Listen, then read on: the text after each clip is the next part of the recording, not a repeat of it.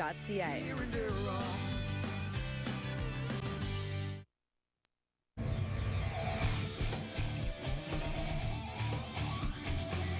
You're watching Sports Zone on Rogers TV. Melissa Hamilton and Mike Luck with you every Thursday night. It's a little different in the studio right now. We have a bit of a studio audience to the side, which we'll talk about later. The Ajax Spartans are here. There's about 15 minor baseball players in the studio. I feel a little bit of pressure right now. But joining us right now is Durham Lords Baseball. We have Colin Dempster, the assistant coach, and player Jon Thiebaud. Welcome to the show, you guys. Thank you. Welcome, guys. You're coming talking about a big event. The national championships are coming to the Durham region in October, and you get a berth in that, and to be the 5th year, I think, straight year for the Durham Lords. Talk a little bit about the team and the season for you guys. Well, last year we had a really good team, and we once again finished 4th, as we have for the past 3 years, I believe. So the outlook for next year, we should be strong again, and getting an automatic berth definitely helps, but we're going to have to play well to compete, definitely. Now, this national championships, it's October 23rd to 25th, and it's going to be held at different stadiums around the Durham region, correct? Right. It's going to be at Kinsman Memorial Stadium and Kirky Field in Pickering. Yes. How were those locations decided? Any of you guys? I don't know. Well, Kinsman Stadium is our home field, so that's where the Durham Lords baseball team plays their home games, so that's one of the fields why it was selected for that one. Kirky Field, one of our assistant coaches that comes and helps us occasionally, he does a lot of work on that field, so he's able to pull us some strings. There we go. So that's the other reason why that field was chosen. So and it's right off the highway, so it's easy to get to. So when teams come in, they'll be able to get there with ease. So to go back and forth between Kinsman and Kirky. So talk a little bit about this championship. So the other teams, how many teams are involved, and how do the others, since you're hosting it, have to get into it? Well, usually what happens is you have to win your conference. So there's different conferences. So last year there was us, UNB, University of New Brunswick was another team, Atlantic Baptist University out of Moncton, New Brunswick was another team, McGill University out of Quebec was another team. So there's usually 6 teams, three winners, 2 wild cards, and a host. So for instance, if we were a host and we won our division, then they would probably take the 2nd place team from our division. Depending on what they do. How does one become a wild card? Usually it's a team that finishes 2nd. Okay. Usually it's the team that finishes 2nd place in a particular conference. So they've played well enough to win over the nominating committee, as they say, the people that are in charge, and then they'll choose those guys. Now, it seems, sorry Mike to cut you off here, but it seems that UNB has been the champion the last 2 years in a row. How are they looking this year? Do you guys have to watch out for them again? I would assume so. I mean, they've knocked us out of the tournament the last 2 years and gone on to win. So I'm going to assume they're going to be strong again. Hopefully we can, 3rd time's a charm next year. Well, let's talk about the Lords lineup. What does it look like, the recruiting process over the summer, and how's the team shaping up as we build into the season? Well, it's kind of hard to project because not a lot of guys stay around for 4 or 5 years like I have. It's usually a 2-year turnover. Guys sort of finish their programs and they move on. But I mean, Coach Dempster always brings in good players. Do you have anything? Do you have something to add? I don't really know. I don't really know who comes in and comes out, but you the way have a better recruiting, idea. a lot of times what happens is we'll find out word of mouth from different players, from different things. We've actually got a young man coming in, played 4 years in the U.S. at a Division II school in Florida, and he's going to be one of our starting pitchers this year. He's going to come in and he's actually taking his education degree. He's actually finished his 4 years. He's taken his education 1 year thing, so he can become a teacher's college, I guess. And so he's kind of come on board with us and play 1 year for us as a starting pitcher. What size is your roster? We have anywhere from 19 to 21, 22 players. 22 usually at a max. The rosters are smaller than I thought. For some reason with baseball, I always thought that they would carry more players, but... Not necessarily. We don't have the base to select from. I mean, you've only got so many students on campus, whether it's UOIT and Durham College, where a team like UNB has a huge amount of massive people to choose from. So just to take that opportunity to choose from what we have is a great accomplishment for the college and the program itself. You're watching Sports Zone on Rogers TV. Give us a call at 1-888-ROGERS-8. We'd love to hear from you every Thursday night from 7 to 8. Melissa Hamilton and Mike Luck. We're talking Durham Lords men's baseball right now. Talk about this season. When does it start? When does it end? How many games do you guys play in a week? We usually play anywhere from 4 to 6 games a week, depending. Usually it's 4 now. We usually just play on the weekends on Saturday and Sundays, 2 on Saturday, 2 on Sunday. There's times where we've traveled to Buffalo and played some teams out of Buffalo, played exhibition games against some teams in Buffalo, usually on Wednesdays or something, so we've had that. So we can play anywhere from 20 to 25 games. By the time you're done, nationals and everything, you could be playing 30 games. Season starts first week in school, so this year I think school starts the 8th or 9th. So the 11th and 12th is our first league games. And like you said, the championship's the 23rd, 25th of October, so 7 weeks. And you're all done. Yep. Well, we happen to have a minor Pee Wee baseball team here that might be thinking about playing for the Durham Lords at some point in their career. Talk about your baseball career, John. I mean, this is obviously not your first touch of baseball. You've played a long time growing up. Where'd you grow up and how'd you get started? Well, I'm out of Whitby, so I played against these Ajax Spartans for a very long time. Well, he glares at all of them. Kind of arch rivals for many years, and then I moved on. I played with Team Ontario from when I was 16 to 18, and then I went for 1 year down to the States on a Division II team, Dowling College in Long Island, New York, and then I came back here, and here I am. I've been here for the past 4 years, and my 5th year coming up. It's been a long ride, but it's been fun for sure. And Colin, talk about your coaching background. Did you play baseball as well? I did. I also played for Whitby for a number of years. Started in Bowmanville, played for Whitby, so Ajax was another rivalry. I grew up playing with some big names. I played against Rob Butler when he was playing for East York, and I played for Nigel Wilson when he played for Ajax High School. So Andy Stewart, just being elected into the Hall of Fame. Actually, Andy and I were teammates for a year. So I played with some guys. Those were a long time ago. I played 4 years in the U.S. at college, and I've been back here for about 10 years now. I've been fortunate to have baseball in mind for a number of years, so I've learned a lot from him, and then we'll see what happens from there. So. Well, you mentioned a couple of names that are big-time Durham boys in Rob Butler, Nigel Wilson. They actually both run academies now in the area. What kind of skill development do you look for, or do you process through as you're running your team? Different things for different positions, different players. We'll check for arm strength, speed. Speed you can't coach. Arm strength, can you throw? Can you catch? Just simple things. I mean, if you can catch and you can throw, there's a lot of other things we can teach you. We can teach you how to hit. So, we just look for everything. We also look for all-around athletes and good character.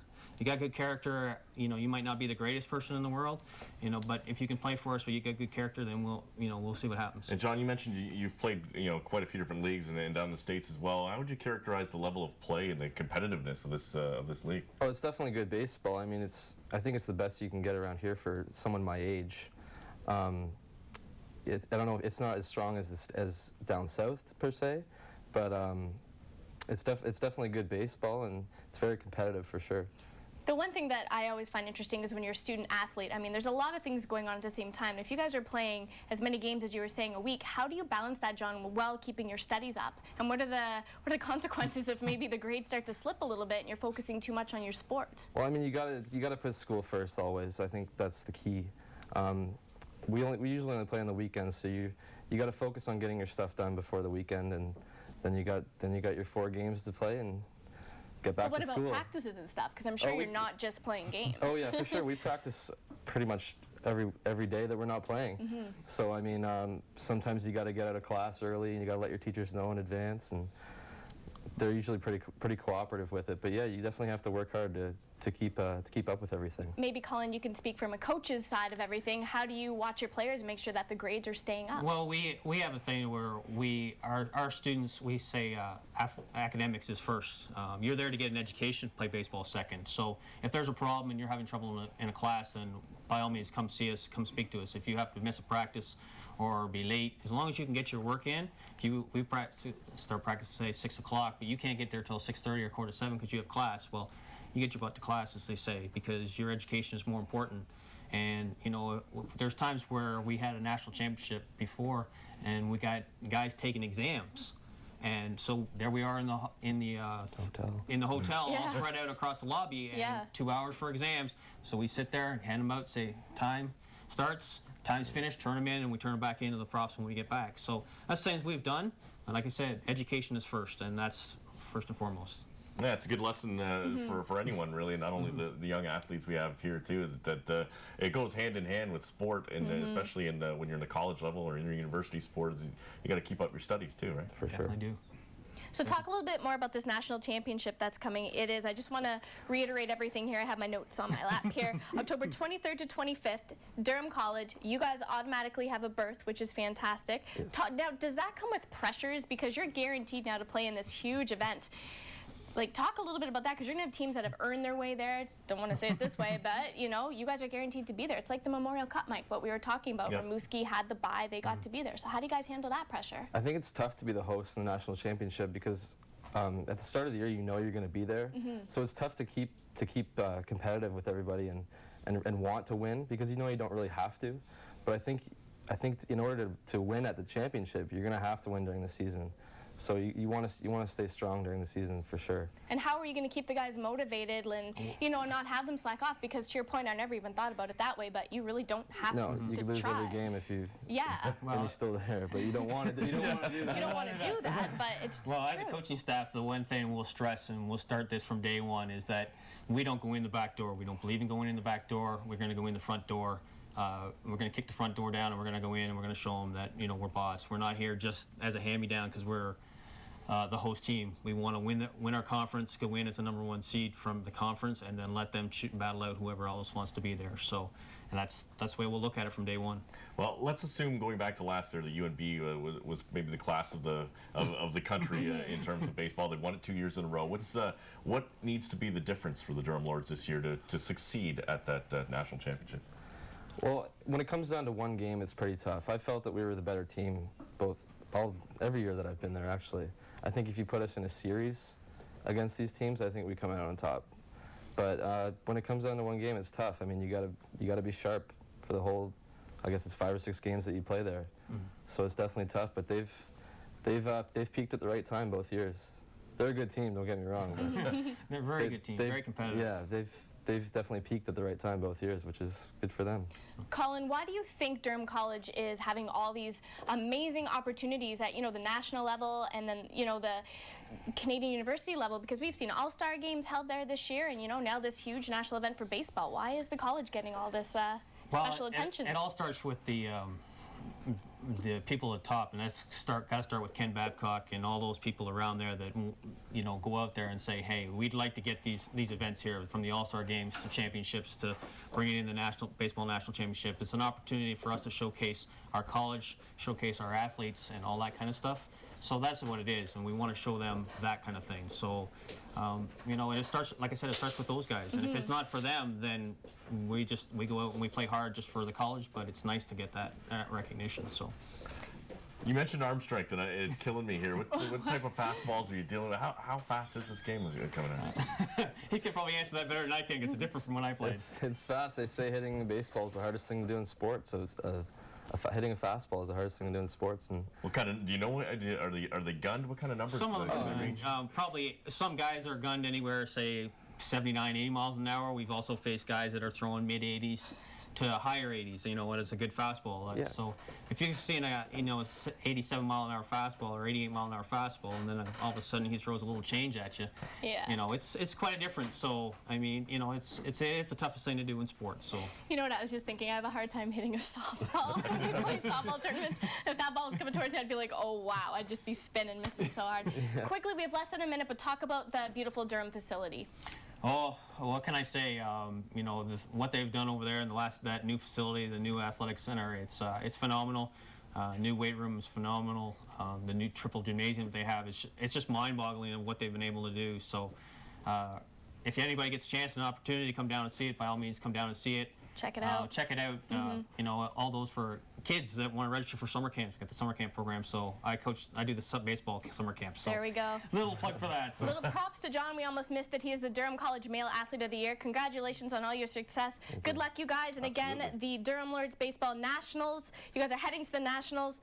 We're going to a quick commercial break. We'll be right back with more baseball on Sports Zone. Give us a call at 1-888-ROGERS-8.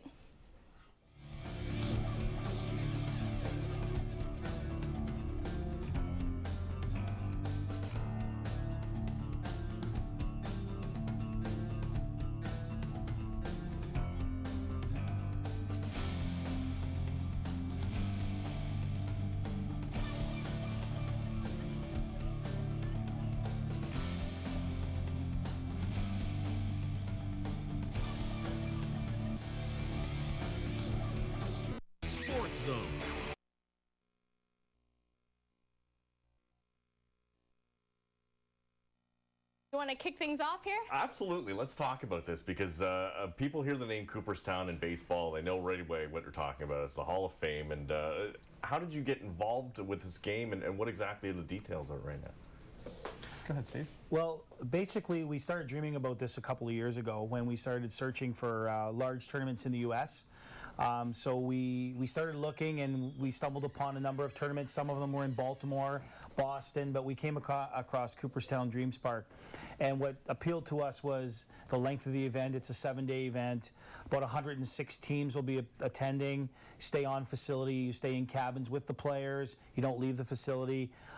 There's practice facilities. You have your meals together. So spending a week together as a team really appealed to us. That was the appealing part. Of course, the cost of doing it was something that sort of shocked us. Now, I was doing my research here, and they were saying that there are 22 diamonds that are at this facility, and they all are under lights, and they all have the huge, you know what I mean, like fences around it. Like, you're talking major league feel. How do you prepare these kids for something like that? We take them to as many tournaments as we can over the last few years. Last year we won, which tournament was it? We won the Ajax tournament. The Ajax tournament.